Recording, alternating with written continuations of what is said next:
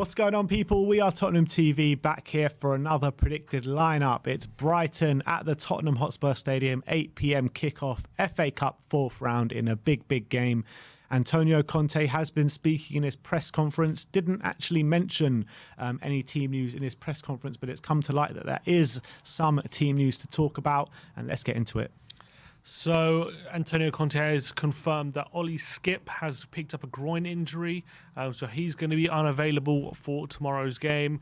Jaffa Tanganga has picked up a knee injury, so he's also ruled out. But other than that, we do have a clean bill of health. Christian Romero, Conte said, is like a new signing, and he can't wait for him to be back in the team. And Humanson is okay, but it'll be important over the next few games to give him the right minutes as he eases him back into the fold. So Son is also available to play. All right, so let's get into the team that we're predicting. We're going for a 3-4-3 formation. In goal is obviously going to be big Hugo Lloris. Captain Hugo's new contract. Is this the first game since the contract? I think no, Chelsea game, was. Yeah. But first home game, so he should get a good reception. I know Galini has played quite a few cup games, but I think I'm expecting to see Lloris play every game now to the end of the season because they're all very, very important. So Lloris plays.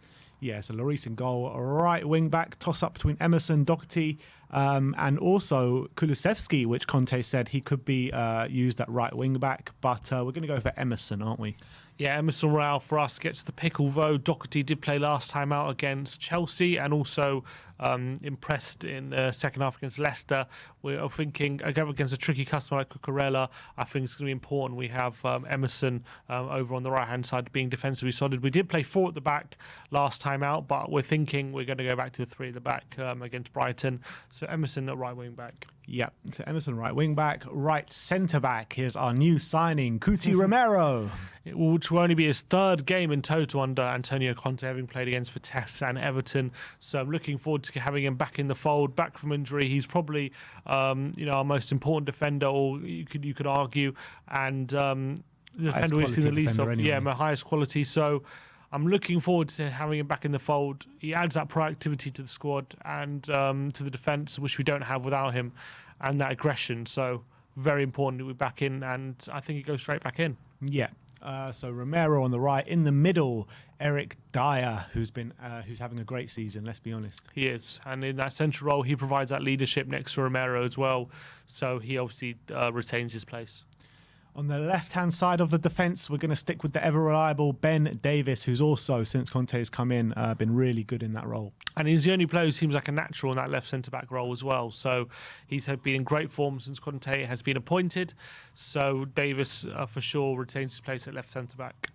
Left wing back to make up the back line, we're going to go for Sergio Regulon. It was probably a toss-up between him and Cesc, but we're going to go for Regulon in this one. Yeah, Cesc got the nod against Chelsea, interesting enough, although that was more of a midfield position than a wing back. So we're thinking, as we're going to go back to a back 3, Regulon comes back into the team, and he's very crucial on the left-hand side, so Regulon plays. Yeah, so let's run through that back line with you one more time. Hugo Lloris in goal.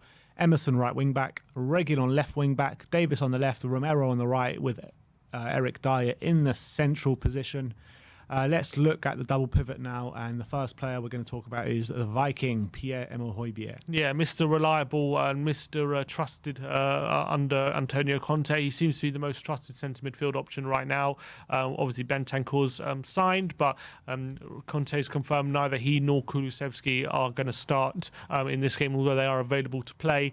So I think Højbjerg definitely plays in this game.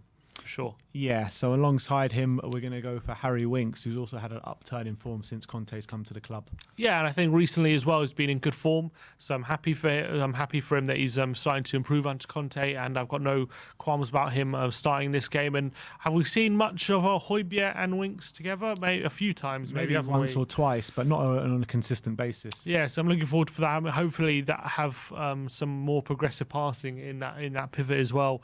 So yeah, Winks is deservedly so in the team, but lack of options as well. Skip's injured and Bentancur is not playing. It's actually a big chance for Winks today, Winks tomorrow, with Skip injured and Bentancur not playing. I mean, if Winks has a really good performance this weekend, he can actually put himself, I mean, I know he's in the conversation because we've only got 4 midfielders, but he can put himself higher up in the pecking order. Definitely, if he carries on his form, for sure.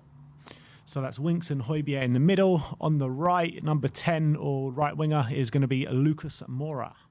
So again, Kulu, the new signing, is the only player who can really play on that right-hand side and in a three in the forward line. So with him, with Conte confirming he's not going to start, Mora definitely gets the nod. Been a bit quiet of late, I would say, but still very important player for us. So Lucas Mora definitely starts in this one. Yeah, you got to say, yeah, he has been a bit quiet in the last couple of games, but definitely one of the better performers this season. That's for sure. Not only just under Conte, but under Nuno as well, who was one of our better performers. So Mora on the right, up top in the central is obviously going to be Harry Kane, the only recognised striker in the squad. Yeah, that's the reality. Obviously, he sees Bergwijn as a bit of a backup, but I don't think Bergwijn's going to start this game up front. So Kane definitely starts. And then on the left, to make up the final 11, the starting 11, a return to the lineup for Heung-min Son. Yeah, massive return to the lineup for Sonny.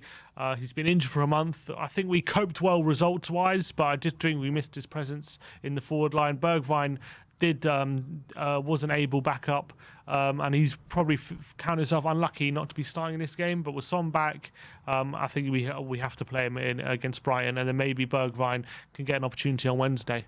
Yeah, it's interesting because Conte was saying in the press conference that he feels with the players that have gone out, with the players that have come in, that the squad is a lot more complete than it was before. So it's going to be interesting to see how it pans out from now until the end of the season. But I am quite quietly confident that we can have a really strong second half of the season now. All the players singing off the same hymn sheet, all of them pulling in the same direction. You got to hope so.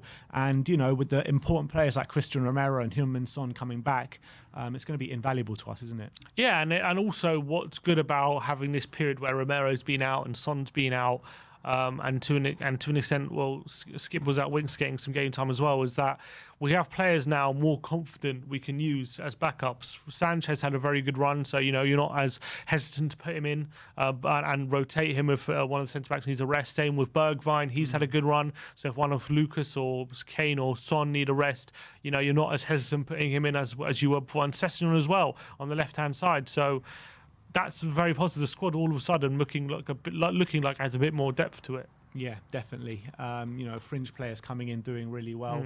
And when you're looking at it, you got to look at Davis, Dyer, Winks, Bergwijn. You know, all these players. Most of the majority of Spurs fans were willing to move on in the summer. So you got to say it's music to all our ears that all of them are kind of galvanizing each other and grabbing themselves and putting them in the starting, well, in the contention for playing games for Tottenham Hotspur. So it's all good news, all good news. Let's go through the lineup with you one more time. Hugo Lloris in goal, Romero, Dyer and Davis as the back three, Regulon on the left, Emerson on the right, Winks and Hobby in the middle with Son on the left, Mora on the right with Kane up top. If this is the lineup, what's your prediction? I'm going to go with 2-1 to Tottenham. I think it's going to be a close game. I'm sure there'll be periods in this game where Brighton do have the advantage and are on top. And if we can ride those out and not concede, I think we have the quality to really hurt them. So 2-1 to Spurs. Yeah, I'm going for 2-1 as well. I think it's going to be a difficult game for us. Brighton, they're a very hard team to beat. They really are. They're hardly lost. They don't lose very many games. But on the flip side of that, they don't win many games either. They draw an extreme amount of games. So I think if we can play our game, I think we will win this game.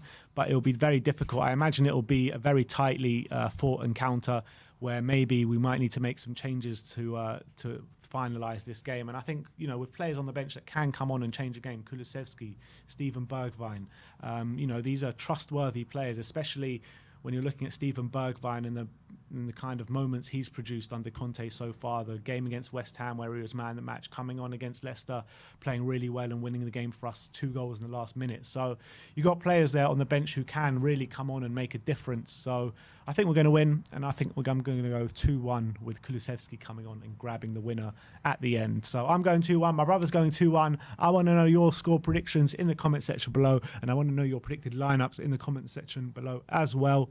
Thank you everyone for joining us today. We'll be back tomorrow with all the match day content. Stelios and Henry Wright will be in the studio. Me and Sim will be in the ground. So I can't wait to welcome our new signings. So look out for all the content coming out of the stadium. Like, subscribe and comment. And as always, come on you Spurs.